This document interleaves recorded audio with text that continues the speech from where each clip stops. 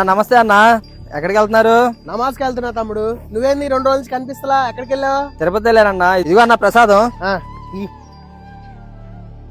అన్న మీరు ముస్లిం కదా, మా ప్రసాదం తింటారా? పుట్టింది మనిషిగానే కదా తమ్ముడు, మతం మధ్యలో వచ్చింది. కడుపుకు మతం అంట కడితే అలా? మరి మీ వాళ్ళకి ఎందుకన్నా హిందువులు అంటే పడదు?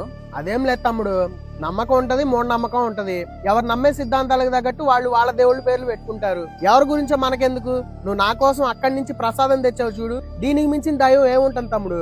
అసలు గట్టిగా మాట్లాడితే గాలి, నీరు, నింగి, నిప్పు, భూమి, వీటి వల్లే కదా మనం బతుకుతుంది. అడ్డమైన ఫ్యాక్టరీస్ పెట్టడం వల్ల గాలి కలుషితం అయిపోతుంది.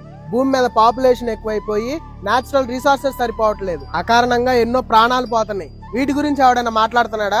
పోరాటం చేస్తున్నాడా? చేయరు. మనకి ఎంటర్టైన్మెంట్ కావాలి.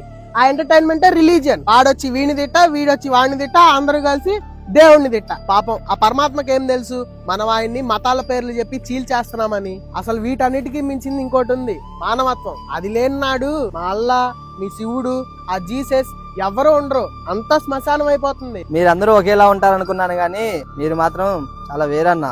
అరే తమ్ముడు, ఇందాకేగా ప్రసాదం ఇచ్చి అన్నా అన్నావు, మళ్ళా వేరు చేసి మాట్లాడతావేంటి?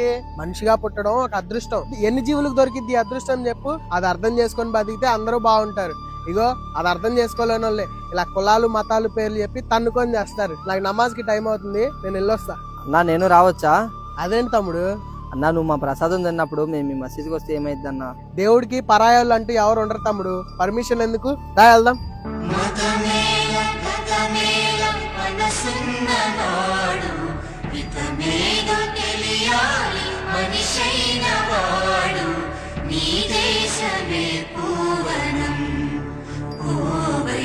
వికసించని జీవితం